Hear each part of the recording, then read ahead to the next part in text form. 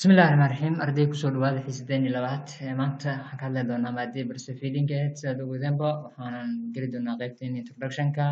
overview ama hordhac guud ayaan kasoo bixinay introduction-kii ayaan sii wadi doonaa breastfeeding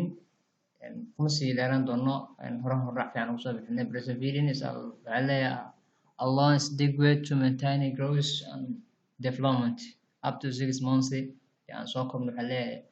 breastfeeding waxaa la rabaa inuu yahay mid ku filan oo dheer haddana si markaas loo joogteeyo koritaanka iyo horumarka ilaa laga gaaro muddo 6 bilood oo maxay tahay marka inuu sameeyo qofkii growth oo jirkii ahaa ama badiga ahaa iyo development xagga maskaxda ahaa ilaa laga gaaro 6 bilood 6 bilood kadibna waxaa loo baahan yahay qofkii in loo sameeyo complementary feeding oo maxay tahay marka should be given waa in la siiya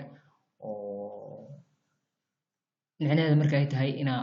waxyaaba extra oo dheeraad ah raashin ama cunooyin iska fudfudud inaa la siiyo cunugii 6 bilood wixii ka dambeysay laakiin ilaa uu ka dhashay 6 bilood cunugii maaragtay naaska keliya ama naas nuujinta keliya loo wado to maintain their growth si loo joogtay markaas koritaankii iyo development iyo horumarkii according to age markaas soo da'da ku jira soo loo eegayo soo darteed waxaa laga maarmaan ayaa leeyahay markaa to introduce more concentration energy in la helo waxyaabo badan oo energy-ga rich ay ku yihiin iyo nutritional sida nafaqada supplement in lagu sameeyo loo gelin by this age ages markuu jiro daas markuu jiro waqtiga 6 bilood kasoo gudbay events waxaa leeyahay marka ilmihii yaraa ama cunugii markuu dhashay waxaa leeyahay events ama newborn baby aha also maybe u baahan yahay iron u baahan yahay waxaa leeyahay many components in breast milk waxyaabo badan uu ka kooban yahay naas nuujinta ama breast milk-ga ee caanaha naaska ka kooban yahay jirta help waxayna ka caawinaa marka protect your baby against infection inay ka hortagaan waxa loo yaqaanaa infectionada ama disease cudurrada inay kaga hortagaan cunuga markii loo sameeyo nuujinta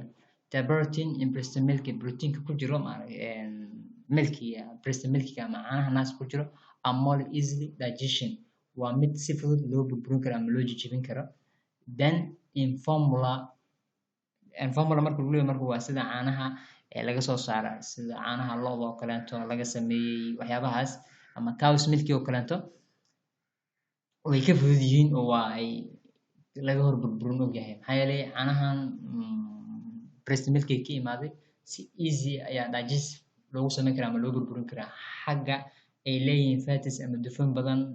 ayna ku adag tahay inay marka ilmaha yar yihiin digest ay ku sameeyaan caanaha lo'da ama milk product waxa la yiraahdo